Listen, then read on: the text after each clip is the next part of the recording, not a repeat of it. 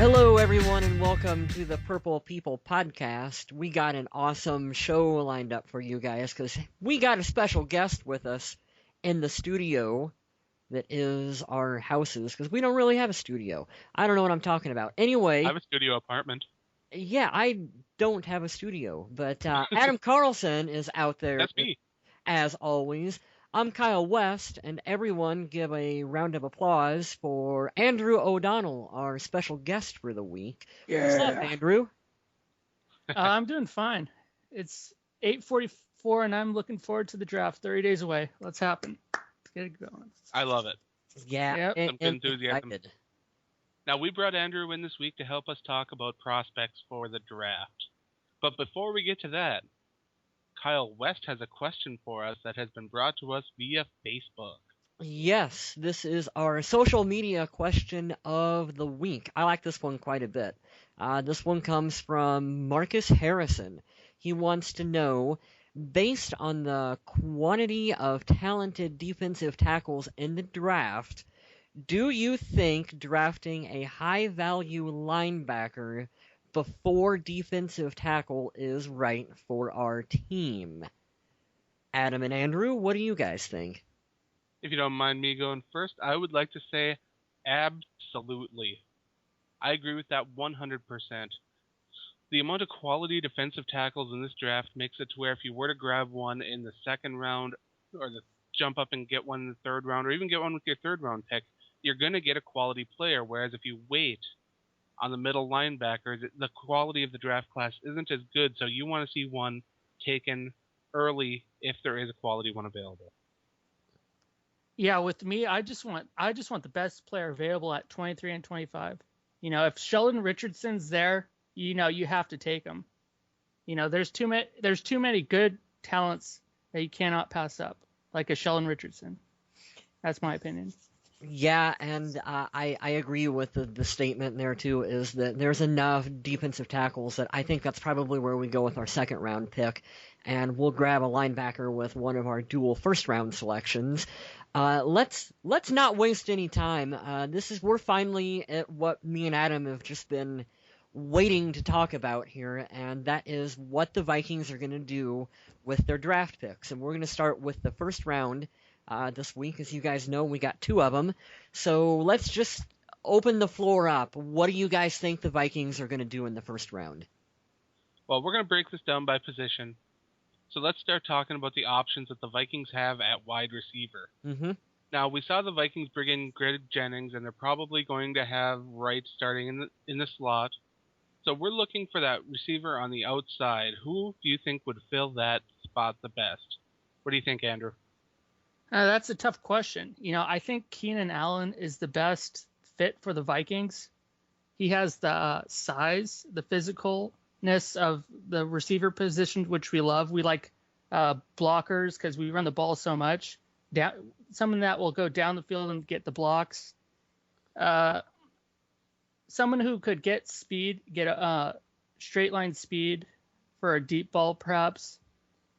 There's a couple of guys like maybe a Robert Woods, someone that kind of smooth who could get open.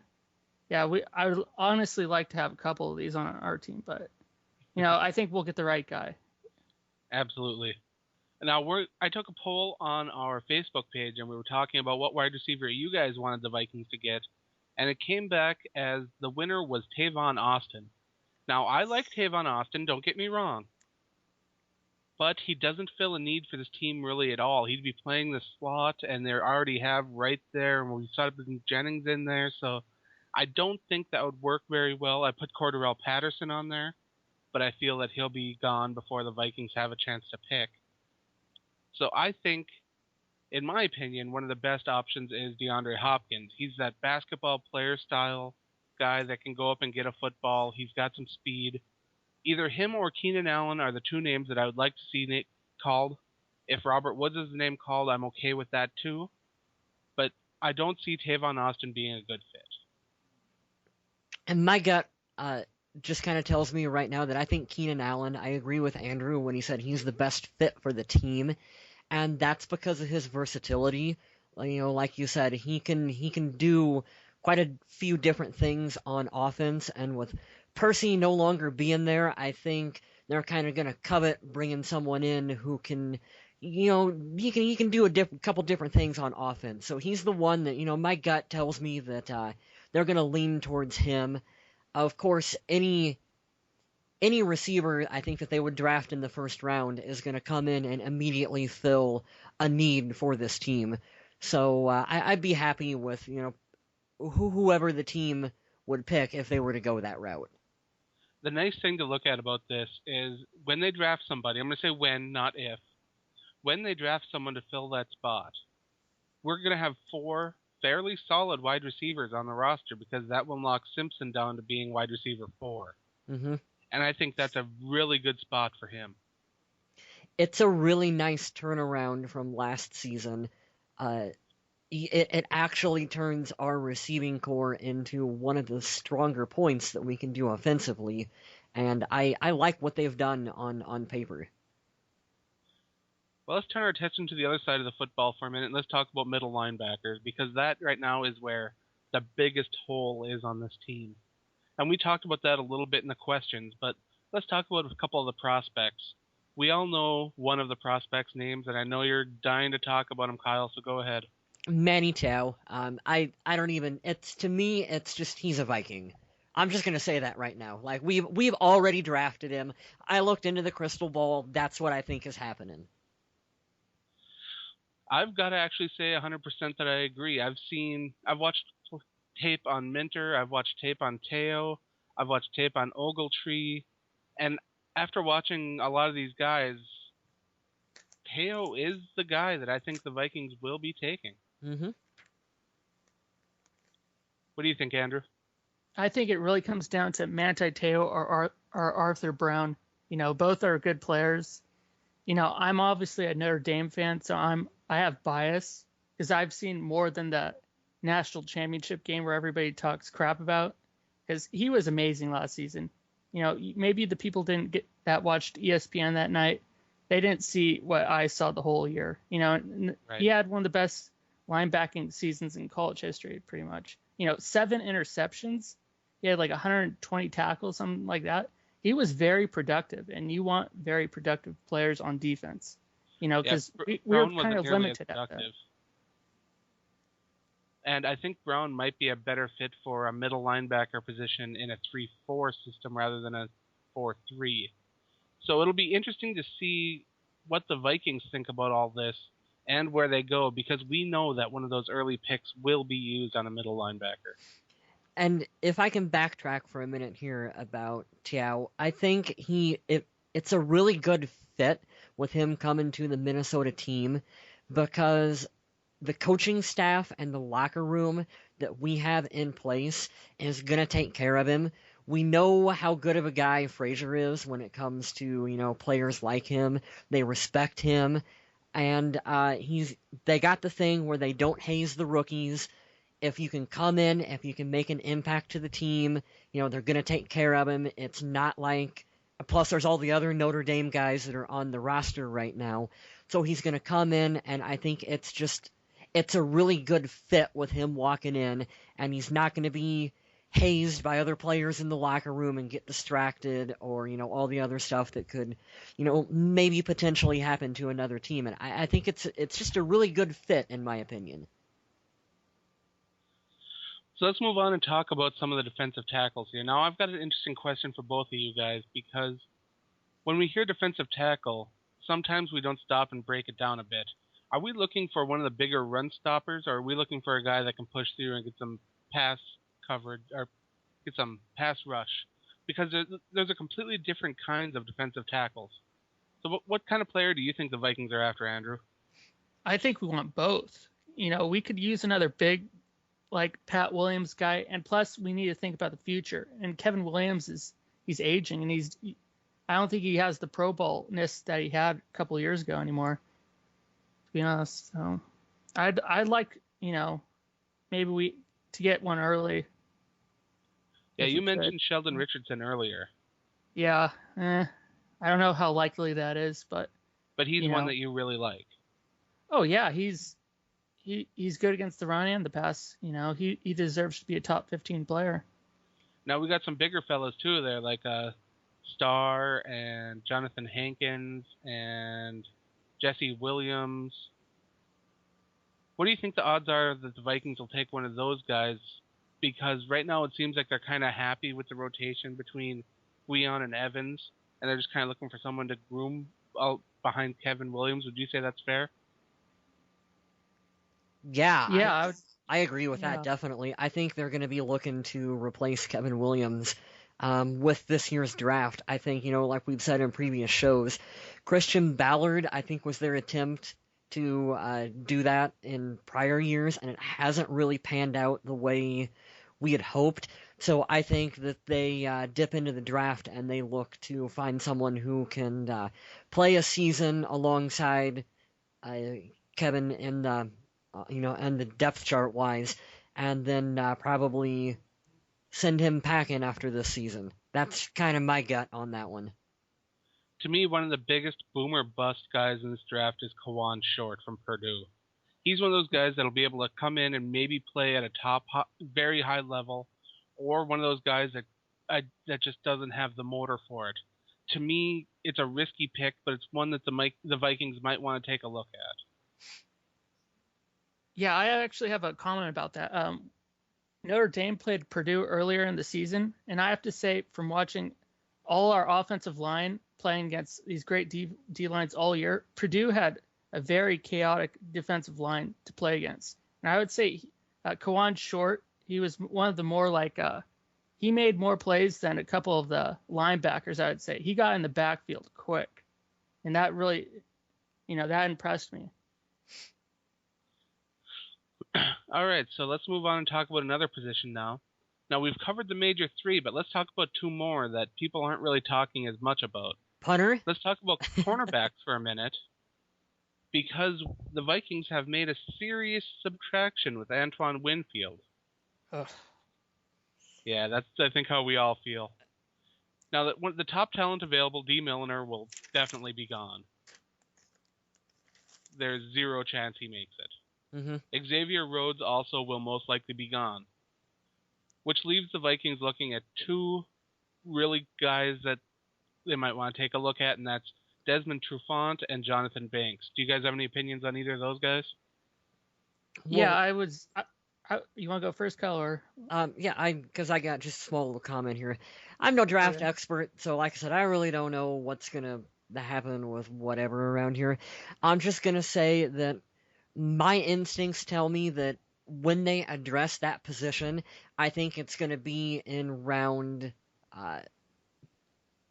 2 or 3 is where I think they will potentially look at doing that.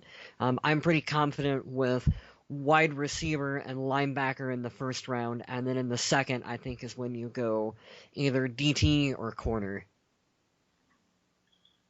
But you got to stop and look for a minute, too, because if a talent like Xavier Rhodes starts falling, and he's there when the Vikings pick at 23, the Vikings might have to pull the trigger there just based on value alone. Oh, definitely, because, you always, best talent available, you always got to look at and not draft out of need necessarily, if that makes sense. Oh, it definitely does. That's the way the Vikings always draft. Yep. But go ahead with what you were going to say there, Andrew. Yeah, I was just saying I'm not impressed with the defensive back position coming in the draft. There's no one that really wows me. Like last year, there was so much more depth, and there's probably only 2 guys that we would even think about in the first or second round, in my opinion, and that's Desmond Trufant and Jonathan Banks. Desmond Trufant's an athletic corner, but I see him getting beat by the long ball. He got dominated by Keenan Allen this year. I don't know if you guys watched the film on that game, but Keenan Allen pretty much exposed him. And yeah, I saw that when I was watching Allen's game tape. It was pretty brutal. Yeah, and I just think that's just Keenan Allen's really good though. So yeah, so Keenan Allen's I'm sold on him, but Desmond Trufant, he gets beat on the long ball, so that kind of, when we face an Aaron Rodgers, that kind of worries me. But Trufant's 4.3 guy though, 4.38. I think he got at the combine, so he's fast, but I think he has some work to do. technique-wise. Jonathan Banks, Mississippi State, he's kind of a bigger guy, 6'2". Right. So that would help against, we have Brandon Marshall to play against 2 times a year. And, we need the bigger guys, to be in the secondary. Cook it's and not Jefferson are easy. both bigger, but they're not going to be able to match up very well against guys that are 6'3", 6'4", that can go up and get the football. Yeah, that's kind of the reason why you'd draft a Jonathan Banks, though. He's 6'2" and he could jump, with 37. He got 37 on his vertical, so we kind of need that because James Jones, I think he had a big game in Lambeau where I remember he just caught one right over the guy's head and it was embarrassing. Oh yeah. I don't remember who. It might have been Jefferson or other. I think it was Jefferson, where Jefferson was a step out of position. Yeah, I just hate seeing plays like that. All right, and let's talk about the very last position that we're going to address. And this one is the dark horse. This is the one that people don't see going in the first round, but let's talk about guards. Mm. Now, we usually see guards drop in the draft not because they're not as talented, but because of the position they play. And now, there might only be 2 guys worthy of the pick. One of them is nearly 100% chance to be gone. But I know that Kyle is a big fan of Chance Warmack. Oh, yeah. Like you said, he's not coming to the team, but how awesome would that be to have him on the same line as Matt Khalil and our center John Sullivan and, of course, Phil Lodeholt out there. I mean, Adrian could get 3,000 yards in one season if we had that. But like you said, that's not going to happen unless Spielman is so sold on the guy that he plans on trading up into the top 10 to get him. It'll be interesting to see if a guard will go that high, but I don't think he'll be there when the Vikings pick. So, yeah, like you said, they'll probably have to make a move to get him if they want him. Mm-hmm. Which leaves the Vikings with one other realistic option, and that's Jonathan Cooper from North Carolina. What are your feelings on him, Andrew? Yeah, it's basically you have 2 really, really good offensive guards, and after that you have Larry Warford from Kentucky. He's an absolute bulldozer. He's a huge human being. He's like 330 pounds. Oh, yeah, big fella. Yeah, it's just Kyle Long's okay. I saw him get pushed around a little bit, so that kind of worried me. Barrett Jones, he plays center and guard for Alabama. He has that kind of versatility that the Vikings like. He's one of those guys, too, that he just dropped on a lot of draft. Oh, yeah, because he just got, I heard about that. So he might be one of those guys that might be there in the second round when the Vikings pick. As a matter of fact, I was talking to one of my Packer fan friends. Boo! That he would be a great pick in the second round if the Packers decided to move up a little bit and grab him. Because Evan Dietrich Smith is not good. But I don't see the Vikings reaching for a guard to get a guy like Justin Pugh. I don't remember how to pronounce that, but from Syracuse. He's a big fella too, 6'5". And when you got a quarterback like Ponder, who isn't the tallest quarterback, that can be a bit of a problem seeing over some of those guys. I mean, he's already got to get on a stepladder to see over Phil Lodeholt. It's an area, guard is an area of improvement that I think the team is going to look to improve upon, but I think it's going to be later on in the draft when they go that way, and that's a spot that I think, they'll address more so maybe next offseason than this offseason, because they can kind of patchwork get by with what they've got, I feel, right now. And now for the fun part of this show, the closing. Let's talk about the 2 names that we've named today that we think the Vikings will pick on draft day. Let's start with Kyle. Okay, well, like I said, I've already looked into the crystal ball, the purple crystal ball that I keep on my computer desk, and it says Manti Te'o is going to be a Viking for sure. And the other name that I think is Keenan Allen. His versatility, he just fits with what this team likes to do. You can say that for both of them. They just seem like natural fit and a natural selection for the Vikings to go with. And I think that's the two that you'll see the team go for in the first round this year. It'd be killing 2 spots of need. Middle linebacker, huge need. Mm-hmm. How about you, Andrew? What do you have? Well, based on tomorrow's performance, because Notre Dame's pro day is tomorrow, we're gonna have to see what his 40 time will be. So there's a slight chance he could go a little earlier than us, I think, still. But I think Manti Te'o, he's a leader on the field and off the field, and Rick Spielman likes character guys. So I think Manti Te'o is definitely leading over Kevin Minter and Ogletree. And Keenan Allen, yeah, that's an easy one. I'm going to change it up a little bit from you guys now. I do see Manti Te'o being the pick at linebacker, but I am going to go with DeAndre Hopkins. Mm-hmm. It's not that I don't like Keenan Allen. It's like I said earlier, either one of those names or Robert Woods, heck. I'm happy with any of those. If Cordell Patterson falls, I'm not as huge of a fan of him because his route running is so raw and he's such a his production's really bad. I don't buy that. 'Cause if you look at his stats this season, when he played Alabama, he only had 1 catch the whole entire game. That cannot happen at the pro level. He feels a lot coming into this draft. Like who was that wide receiver that blew it up at the combine last year that the Jets took?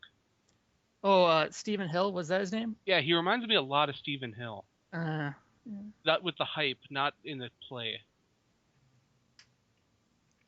Because Patterson's getting this hype now, and he wasn't this high on the wide receiver ladder at the beginning of the year by far. I mean, Robert Woods was up at the top.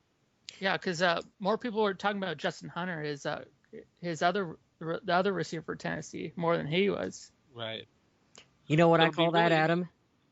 I call What's that. that? I call that Donateri Poe syndrome, where a guy can come out and just look spectacular at the combine and all the other stuff, and because of that gets drafted way sooner than what he should have been, and then ends up not really doing much his rookie season. To be fair, he played for the Chiefs, so cut him a little bit of slack. But here's the thing, though: why would you put so much stock in the 40 time for a defensive tackle?